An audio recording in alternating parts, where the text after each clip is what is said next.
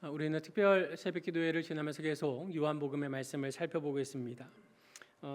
예수님께서 십자가에 못 박히신 장소는 골고다, 해골의 곳이라고 하는 장소입니다. 이곳을 라틴어 음역을 취하면 갈보리라고 부르기도 합니다. 근데 골고다, 갈보리 똑같은 말입니다. 그런데 왜 예수님께서 못 박혀 돌아가신 장소를 가리켜서 해골이라는 의미를 담고 있는지에 대해서는 의견들이 분분합니다.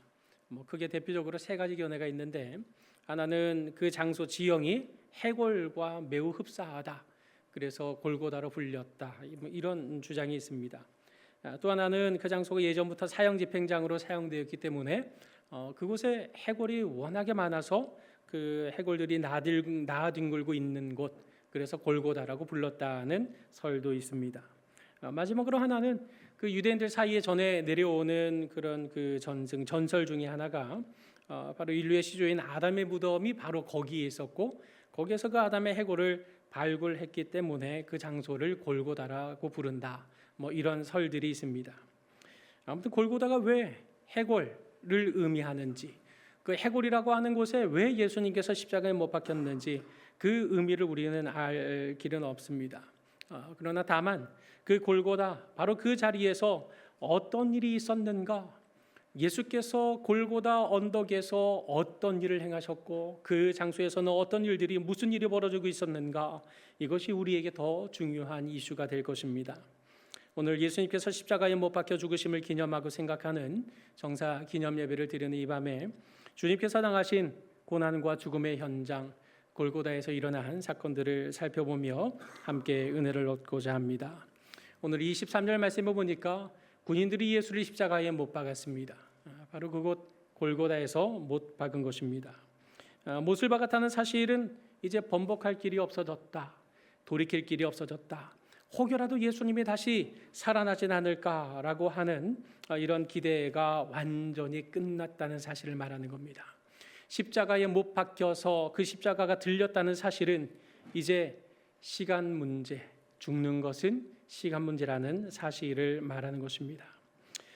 죽음은 모든 것과의 단절입니다. 관계와도 단절이 되고 세상과도 단절이 되고 모든 것의 단절이 바로 죽음인 것입니다.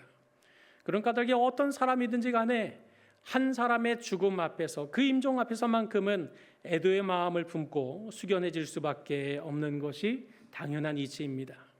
그렇다면 오늘 이 골고다 언덕에 예수님이 십자가에 못 박히셨고, 또 양편에 강도 한 사람씩, 두 강도를 포함해서 세 사람의 생명이 죽어가고 있는 골고다 언덕이었습니다. 그러면 이곳에 그처럼 숙연하고도 임종을 애도하는 이런 마음과 이런 눈길과 이런 손길들이 있었습니까? 계속되는 23절 말씀에 보니까 군인들이 예수를 십자가에 못 박고 그의 옷을 취하여 네 개씩 나눠 각각 한 개씩 얻고 속옷도 취해서 서로 이걸 갖겠다고 제비를 뽑는 재미를 즐기고 있던 사실이 기록되어 있습니다. 십자가 바로 밑에 있었던 군인들이 한 일은 그저 예수님의 옷을 각각 나눠 갖는 것입니다. 특별히 여기 네 개씩 나눠 각각 한 개씩 얻고 라는 이 말씀은 마치 예수님의 겉의복을 4등분해서 찢어서 나눠 갖는다, 이렇게 오해하기 쉽지만 그러나 그렇지 않습니다.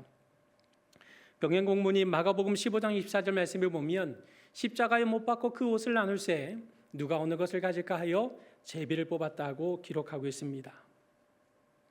여기 어느 것을 가질까? 이것은 바로 유대인들의 의복이 바로 겉옷과 허리띠와 머리수건과 또 신발에 신는 샌들, 이렇게 구성되어 있는 것이 일반이었습니다.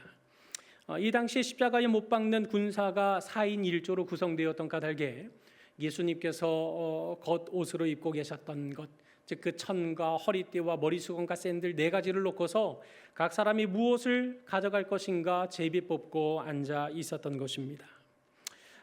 이것이 가능했던 것은 이 당시 십자가에 못 박는 로마 군사들에 대한 그런 사형을 취하는 대가로 이들에게 그런 모든 사형을 받는 자들의 죄수의 유품을 그들의 대가로 인정해 주었기 때문이었습니다. 그렇게 하나씩 취했지만 한 가지가 더 남아 있었습니다. 속옷이 남아 있었습니다. 그것은 호치 않은 속옷이라고 말하고 있습니다. 여기 호치 않았다, 이 말은 이음새가 없었다라는 것을 말하는 겁니다. 한마디로 통으로 짠 예수님의 속옷을 말하는 것입니다.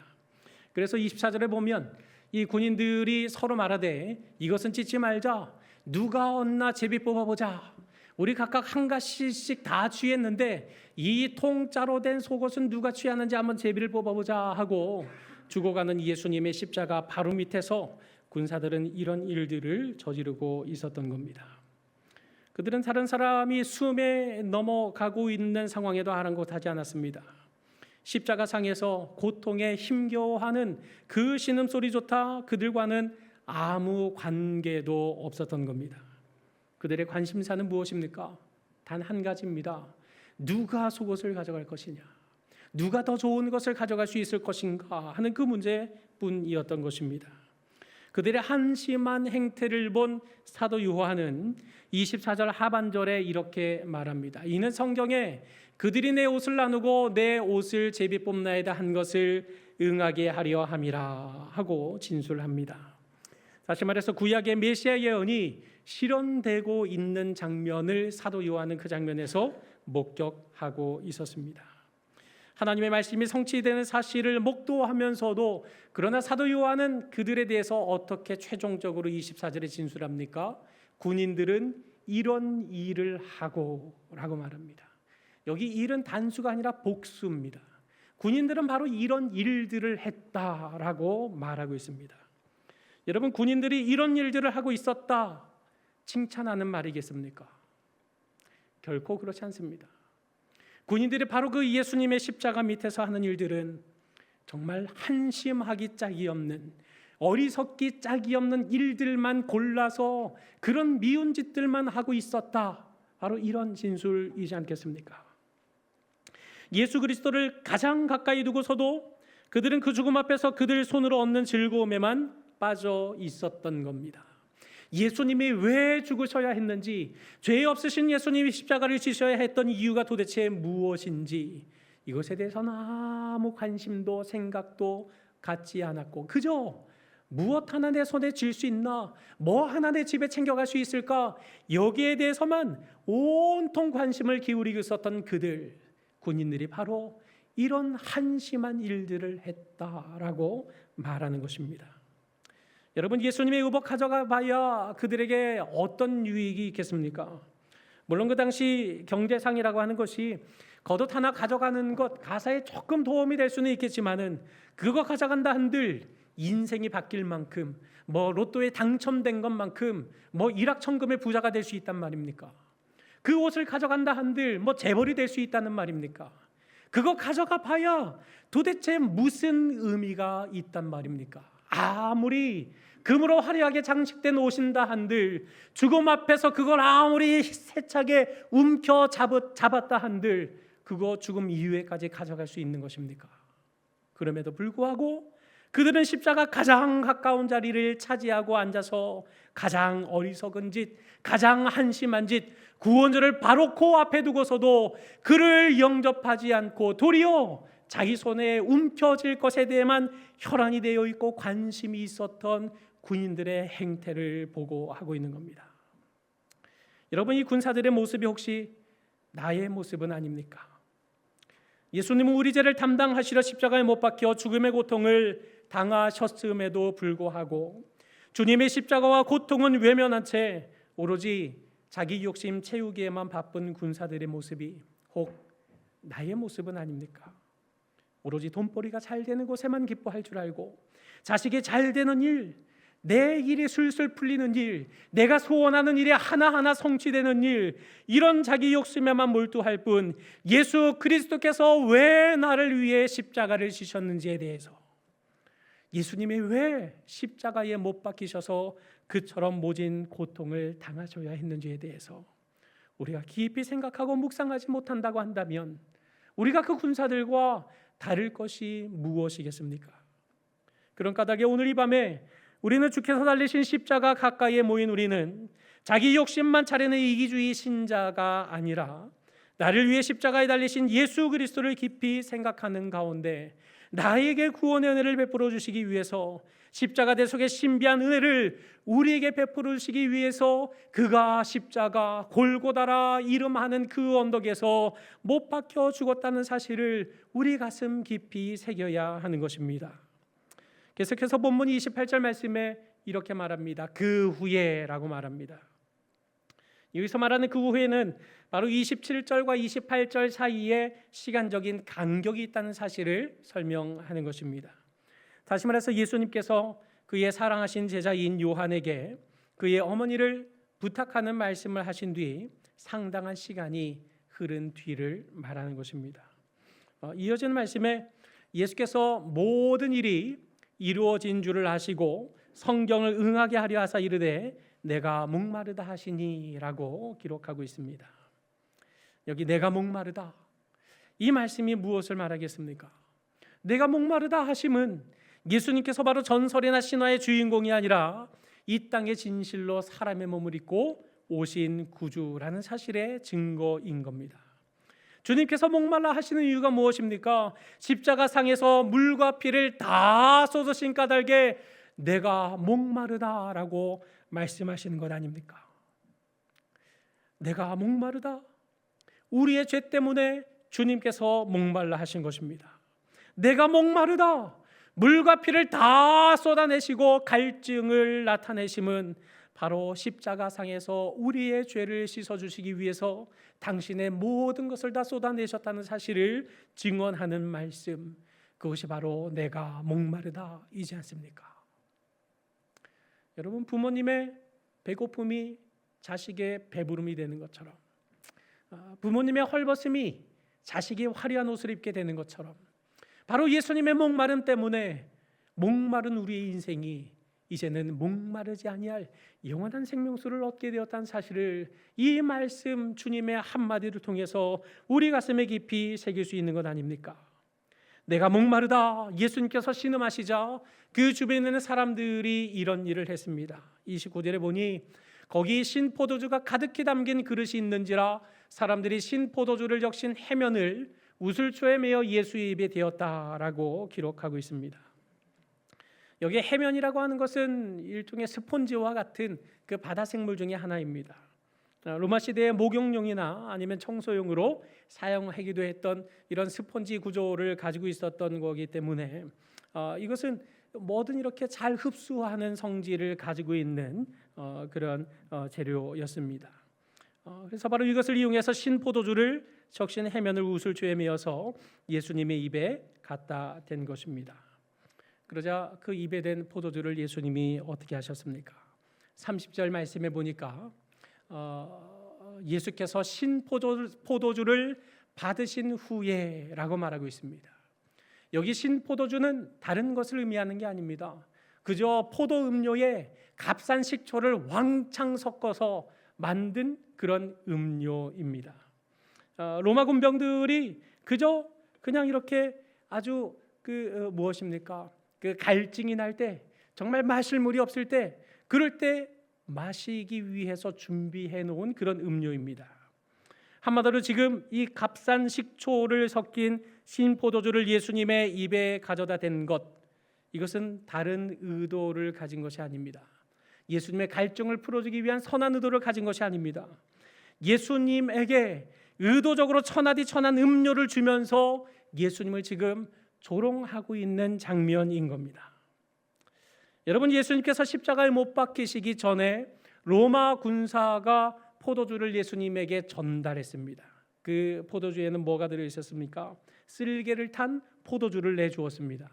쓸개를 탄 포도주는 마취의 성능이 있기 때문에 그거를 십자가형을 지기 전에 그 죄수에게 쓸개 탄 포도주를 주는 것이 가장 마지막으로 줄 수 있는 최대의 자비였던 것입니다.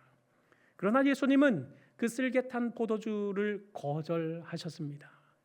마취 상태에서 십자가를 지시는 것, 이게 무슨 의미가 있단 말입니까? 예수님께서는 죄인을 위한 고통을 고스란히 온몸으로 받아내시기 위해서 쓸개 탄 포도주는 거절하셨습니다. 마치 성분이 있는 포도주를 거절하셔야 했던 예수님께서 굳이 이 마지막 부분에 내가 목마르다 하시면서 조롱의 신포도주를 받아 마실 이유가 도대체 무엇이 있겠습니까? 그 신포도주를 받으셔야 할 아무런 이유가 없습니다. 하등의 이유도 없습니다. 마취제도 거절했는데 이 포도주로 그 갈증을 해결하겠다고 포도주를 입에 대실 이유가 도대체 무엇이란 말입니까? 그럼에도 불구하고 지금 예수님께서는 그 신포도주를 입에 대셨습니다. 그 신포도주를, 조롱의 포도주를 기꺼이 한 입 물고 삼키셨던 겁니다. 왜 그토록 어리석게도 예수님께서는 그들이 조롱하는 신포도주를 그 입에 받아 마신 것입니까? 왜 그처럼 어리석어 보이는 일을 행하신 것입니까? 그 해답에 대해서 사도 요한은 28절에 성경을 응하게 하려 하사라고 명백하게 그 해답을 진술했습니다. 여러분, 시편 69편 21절에 예수님의 고난 받으실 것에 대해서 이렇게 예언되어 있었습니다. 그들이 쓸개를 나의 음식물로 주며 목마를 때에는 초를 마시게 하였사오니 라고 기록하고 있습니다.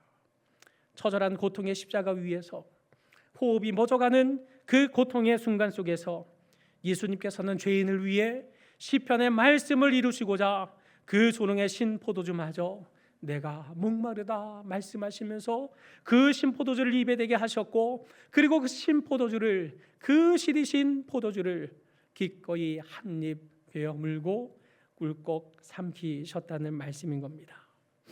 여러분, 처절한 고통의 십자가 위에서 호흡이 멎어가는 바로 그 순간에도 예수님께서는 바로 이 시편의 말씀을 이루시기 위해 조롱의 신포도주마저 기꺼이 삼키셨던 것입니다. 누구를 위해서 삼키신 겁니까? 무엇을 위해서 삼키신 것입니까? 그것은 바로 저와 여러분을 위해서 삼키신 것입니다. 그리고 예수님께서는 그 신포도주를 받으신 후에 이르시되 다 이루었다라고 말씀하셨습니다. 여기 다 이루었다, 이 말은 바로 모든 것을 완성했다, 모든 것을 성취했다라고 하는 의미를 가지고 있는 단어입니다. 주님께서 무엇을 다 완성하시고 무엇을 다 이루셨다는 것입니까? 바로 하나님께서 계획하신 십자가 구원을 다 이루셨다는 사실을 말씀하고 있는 것입니다. 여러분, 예수님께서 어떻게 하나님의 구원을 다 이루신 것입니까? 그것은 철저하게 하나님의 약속의 말씀을 따라 완성하신 것입니다. 여러분, 미가서 5장 2절에 베들레헴 에브라다야 너는 유다 족속 중에 작을지라도 이스라엘을 다스릴 자가 내게로 나올 것이라 하고 예언된 말씀 그대로 예수님께서는 베들레헴 마국간의 말구유 위에서 태어나셨습니다. 이사야 7장 14절에 보라 처녀가 잉태하여 아들을 낳을 것이다 라고 약속하신 그대로 동정녀의 몸에서 태어나시지 않았습니까? 이사야 9장 1절에 해변길과 요단 저쪽 이방의 갈릴리를 영화롭게 하셨느니라 하는 말씀처럼 갈릴리에서 예수님은 그 모든 사역을 감당하셨고, 부활하신 후에도 제자들과 함께 갈릴리에서 만나서 부활의 영광스러운 빛을 갈릴리에 비추시지 않았습니까? 스가랴 9장 9절 말씀에도 보라 왕이 내게 임하시나니 그는 공의로우시며 구원을 베푸시며 겸손하여서 나귀를 타시나니 나귀의 작은 것 곧 나귀 새끼니라 하고 예언된 말씀 그대로 주님께서는 나귀 새끼를 타고 예루살렘에 입성하셨습니다. 그리고 오늘 십자가에 못 박히시기까지 이사야 53장의 예언의 말씀 그대로 주님께서는 우리를 위해 말씀을 따라 모진 고난을 피하지 않고 온몸으로 받아내셨던 것입니다. 실로 주님께서는 모든 하나님의 말씀을 하나도 남김이 없이 다 이루신 것입니다. 그 하나님의 말씀을 다 이루어내심으로써 죄인 구원을 성취하신 것입니다. 그분의 삶이 하나님 말씀의 완성이었고, 하나님 말씀의 완성이 바로 죄인 구원임을 명백하게 드러내셨던 것입니다. 테텔레스타이, 다 이루었다. 이것이 바로 주님께서 저와 여러분을 위해서 이루신 구원의 완성, 다 이루었다 하는 이 메시지, 이 선포의 말씀인 것입니다.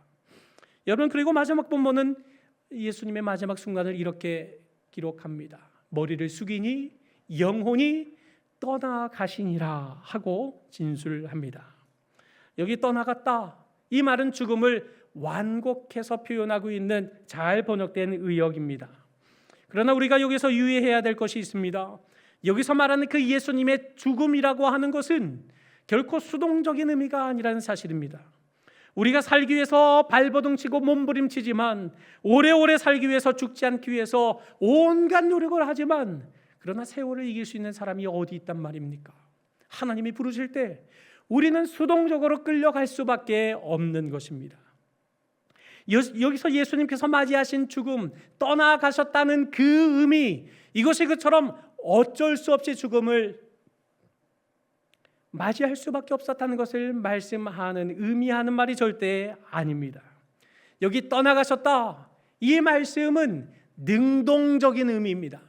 그 영혼을 넘겨주셨다, 그 영혼을 기꺼이 포기하셨다는 말입니다. 빼앗긴 것이 아니라 넘겨주었고, 내가 가지려고 움켜쥐려고 애를 썼으나 이것이 어쩔 수 없이 빼앗겨버린 것이 아니라 내가 기꺼이 손을 놓고 포기했다는 것을 의미하는 것입니다. 이것이 무엇을 말하는 겁니까? 예수님은 대제사장들에게 잡히신 것이 아닙니다. 스스로를 대제사장들에게 넘겨주신 겁니다. 대제사장이 예수님을 빌라도에 넘겨주고, 빌라도가 예수를 십자가에 넘겨준 것이 아니라 예수님 자신이 자기를 빌라도에게 내주었고, 예수님 자신이 십자가에 자기를 내주었고, 십자가상에서 모든 고난과 고통을 다 받으신 후에 하나님의 말씀을 우리를 위해 다 성취하신 끝에 이제 자기의 생명까지도 남김없이 다 기꺼이 포기하고 내어 놓으셨다는 것을 의미하는 겁니다. 테텔레스타이, 다 이루었다. 바로 이것이 예수님께서 악의 세력에 이리저리 끌려 다니셨다는 사실을 말씀하는 것이 결코 아닙니다.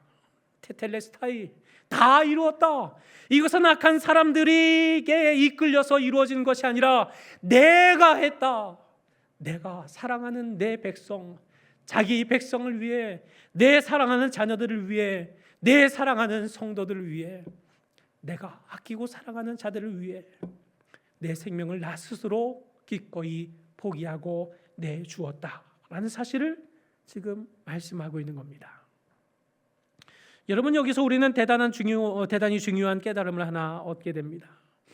예수님께서 골고다의 십자가에 못 박히시기 전에, 빌라도의 법정에서 사형 선고를 받으시기 전에, 겟세마네 동산에서 군병들에게 체포당하시기 전에, 대제사장들이 음모를 꾸며서 예수님을 고발하기 전에, 아니 가룟 유다가 음모를 꾸며서 예수님을 배신하기 전에 이미 예수님은 당신의 생명을 우리를 위해 포기하셨고, 당신의 생명을 우리를 위해 넘겨주셨다는 사실입니다.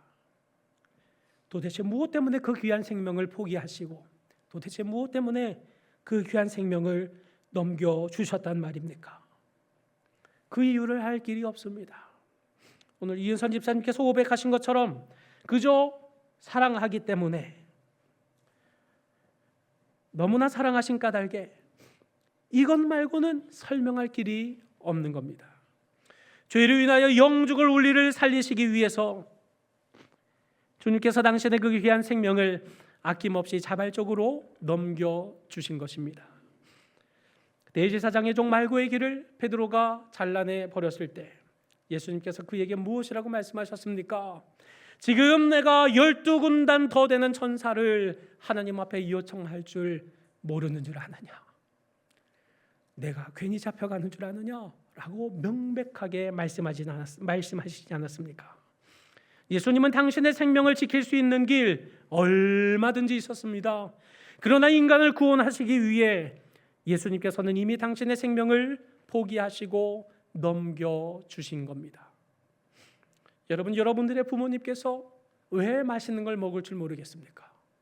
치킨 한 마리 시키면 왜 날개를 먹을 줄 모르고 왜 그 다리를 취할 줄 모르겠습니까? 그 맛을 정말 모르기 때문이겠습니까? 그 맛을 몰라서 날마다 이 당 모가지나 뜯는 줄 아십니까? 그거 아니지 않습니까? 사랑하기 때문에 내주시는 것 아닙니까? 바로 주님께서 저와 여러분을 그토록 사랑하신 까닭에 자신의 생명까지도 아낌없이 내어주신 것입니다. 사랑하는 서부경향의 성도 여러분, 예수님과 가장 가까이 있으면서도 그저 손에 움켜질 욕심만 사로잡혀 있었던 그 로마 군사들에게서 생명의 역동이 일어날 수 없습니다. 아무리 꽉 움켜쥐어도 죽음 앞에서 모든 것을 다 놓아버릴 수밖에 없는 인생일 뿐임을 깨닫게 된다면 우리는 주님과 같이 자발적으로 능동적으로 나 자신을 내려놓고 나를 포기하고 진정한 생명의 역동과 역사를 향해 나아가게 되지 않겠습니까? 예수님께서 어떻게 다 이루시는 삶으로 자기 생을 마무리 지으셨던 것입니까? 그것은 예수님께서 자기 자신을 다 포기함으로써 하나님께서 다 이루신 삶을 사셨던 것입니다.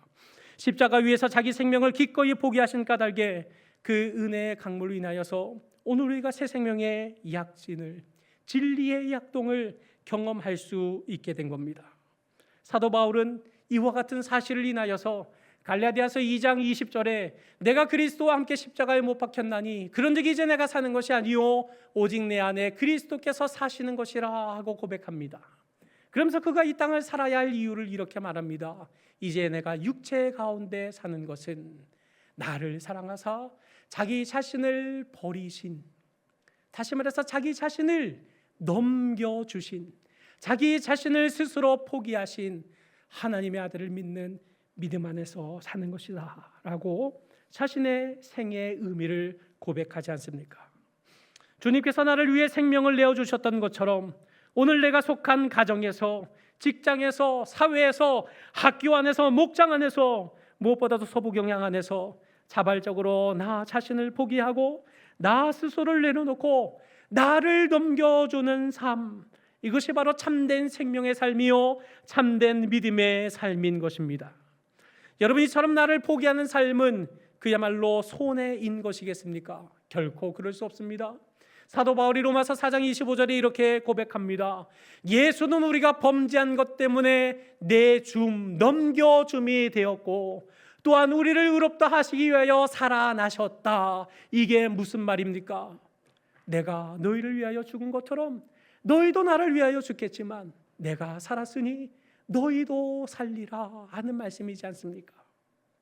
주님의 고난에 동참함으로 영원한 생명을 얻을 수 있다면 이것이 어떻게 손해이겠습니까? 영원하지 않은 것을 잠시 내려놓고 영원한 생명을 얻을 수 있다면 이것이 도대체 손해인 이유가 무엇이겠습니까? 로마서 8장 32절에 자기 아들을 아끼지 아니하시고 우리 모든 사람을 위해 넘겨주신 내주신 이가 어찌 그 아들과 함께 모든 것을 우리에게 주시지 아니하겠느냐라고 사도 바울이 당당하게 고백할 수 있었던 이유가 바로 여기에 있는 것입니다. 그러니 예수 십자가를 따라가는 것, 나 스스로를 포기하는 것, 현재의 고난이 장차받을 영광과 좋게 비교할 수 없는 걸음이 되지 않겠습니까? 그러므로 저와 여러분을 위하여 십자가 앞으로 기꺼이 나아가신 주님을 따라서 이제는 자기 욕심을 버리고 우리 함께 자기 십자가를 지고 자기를 부인하며 주님을 따라 나아가시기 바랍니다. 십자가의 길을 걷는 가운데 우리도 복음으로 사람을 살리는 기쁨을 누리다가 마지막 날에 주님과 함께 테텔레스타이라고 주님 때문에 믿음을 다 이루는 삶을 살게 되오느라고 주님 앞에 힘차게 면류관 벗어드리며 다 이루었다고 고백하는 찬미를 주님 앞에 올려드리는 우리 모든 성도님들이 되시기를 주님의 이름으로 간절히 축원합니다.